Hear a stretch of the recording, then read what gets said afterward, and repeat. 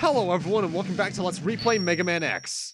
In the last part, we took care of the last Mavericks and started off the first couple of Sgima stages, losing our friend Zito in the process. And now it's time for Sgima 3, which, if you can't tell by the boss door already, is going to be a good amount of boss rush. Oh boy.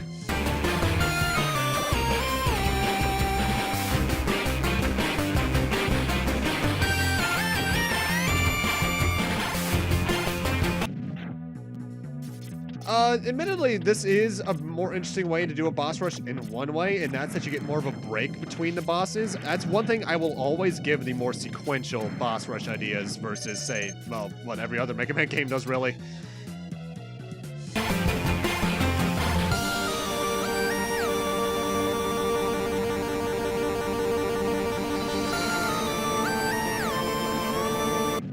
Scott Pilgrim vs. the World, the movie, the game, has such a goddamn good soundtrack, by the way. And also, here's one of the few occasions they actually really give you items to get with just the boomerang cutter. There's enemies along the way, but if you need weapon energy, I recommend it. Although, make sure to keep your boomerang cutter in close quarters, because you need it for the boss fight, because that's what it's weak against. Oh, damn it, that went to the wrong weapon. Oh, well.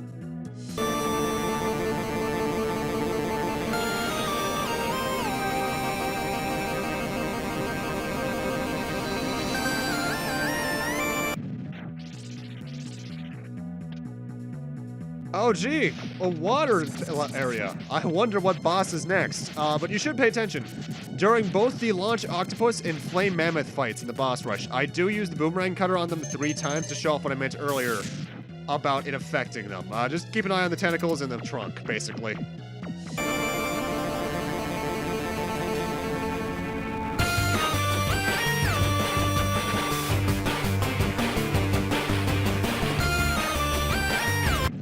In the case of Launch Octopus, he loses his tentacles, and I think he loses the ability to do most of his attacks. I know for a fact he can't send out the fishes, but I'm not sure if he can still do the whole tornado spin thing. Also, there's 2 ways they want you to do this little section here on top of the spikes. They either want you to use Chameleon Sting or use the charged up, what's it called? Shotgun Ice.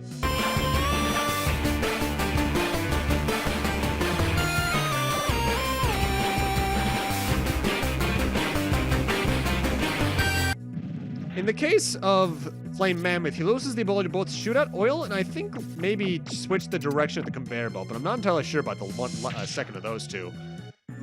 Either way, time for the boss of Sgima 3, the D-Rex.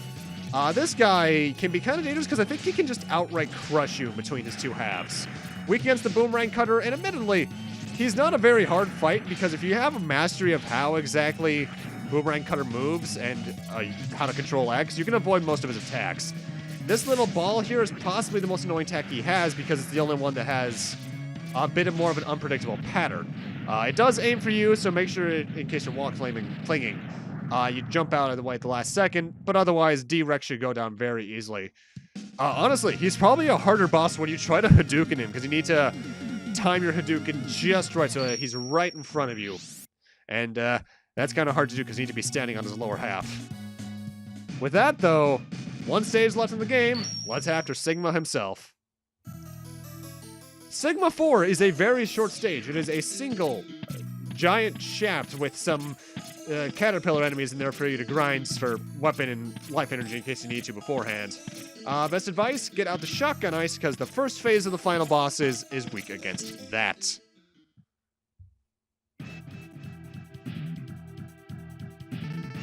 Welcome. I see you managed to get here by yourself. Very impressive. I could destroy you, but I would not rob my pet of that pleasure. He knows how to deal with betrayers. Should you live, I'll be waiting for you. Don't disappoint me, X. We get to fight Velgaurder, his little dog, whose first action is to always jump over you, so that's your best time to Hadouken him. When you actually try to fight him legitimately, though, he actually has quite a few bit of jumpy attacks. He's actually got somewhat of vile in that regard. He loves to run all over the place, fire out a flamethrower that'll go low and then high, and then electric attacks that'll go high and then low. I think he can also wall cling to some extent, but it's not really worth mentioning. Next phase is weak against the electric spark. Excellent job, X. I see why Zero counted on you. You are almost as good a hunter as I was.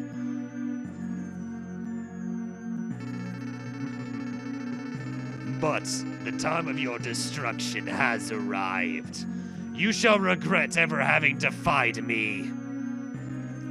P.S. I'm a Jedi. Sgima, aside from having a really good song, is actually a fairly annoying fight if you stick to the ground. If you stick to the walls, he'll wall cling along with you, in which case he leaves himself a lot more open. In terms of attacks he can do a little dash slash with his little lightsaber there. He has this little forehead laser attack that's pathetically easy to avoid. And the bigger annoyance about his lightsaber isn't actually the slash itself, but the fact he can guard with it. I think you can get past the guard if you're already within his hitbox. But overall, if you're at a distance, there's a large chance that your electric spark might get blocked. Don't bother charging it up. You waste weapon energy doing that. And otherwise, try and cling to the walls as much as possible and take advantage of his weird wall cling patterns. This is actually one of my favorite Sgima designs. Next to this, it's probably the one from X5 that I like the most. Alright, he's exploding. That means we're done, right? What? What do you mean there's still 9 minutes left, basically? Phase 3 is Wolf Sgima. This thing can only be damaged on the head there by 2 weapons, a fully charged X-Buster or the Rolling Shield. However, everything this guy does hurts like a truck. Be it the lightning bolts his hands shoot out, the hands themselves, the lightning balls his mouth can shoot out going across half the screen, or the flamethrower that tends to stick in the center.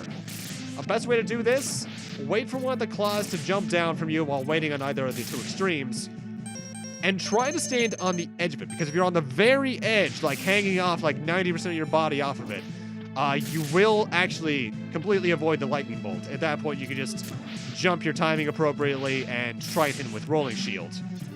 Make sure you bring subtanks to this fight because he is actually difficult, mainly for the reason of how much damage he can do.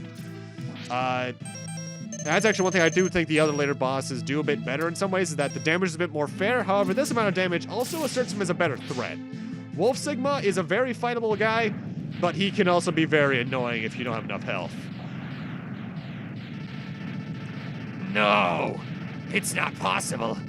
I'm a Reploid. I can't be destroyed by you. Why, X? Why have you done this to us? Without the humans, my Reploid brothers could have ushered in a new age.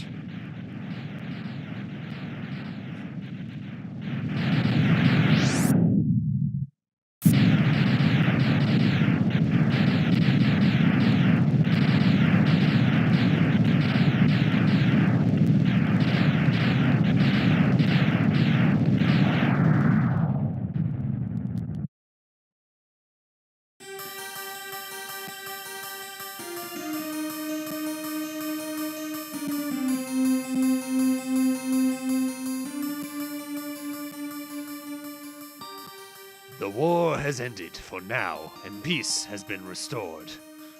But those who sacrificed themselves for the victory will never return, except for Zero. He'll come back like 5 times. It's kind of ridiculous. Exhausted, X gazes at the destruction he helped cause, and wonders why he chose to fight. Was there another way?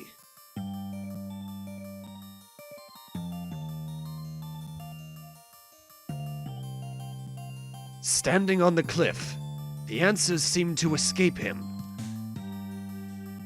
He only knows that he'll fight the Mavericks again before he finds his answer.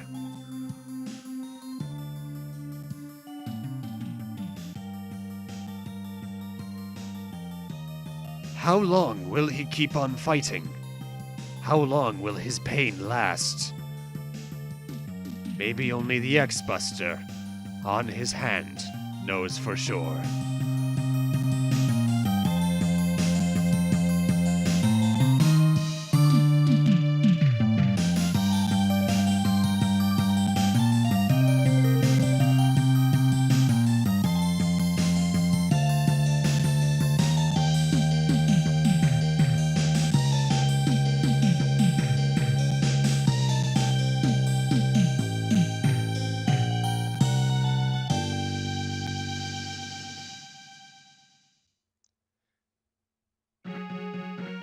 And sudden musical mood whiplash. That's Mega Man X.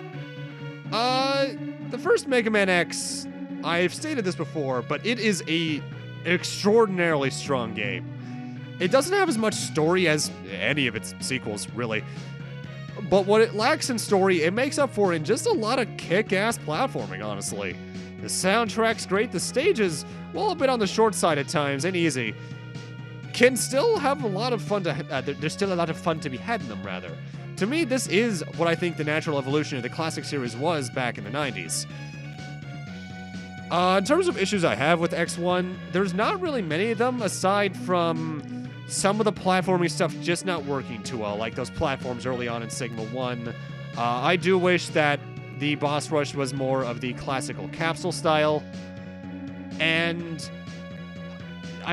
this is mostly just the later sequels spoiling me a little bit. I wish the armor did a bit more, like the helmet could have been more useful. The body armor could have had something else going for it. At the same time, though, that's what sequels do. They kind of take what didn't work in the first game, or the previous games, rather, and refine them.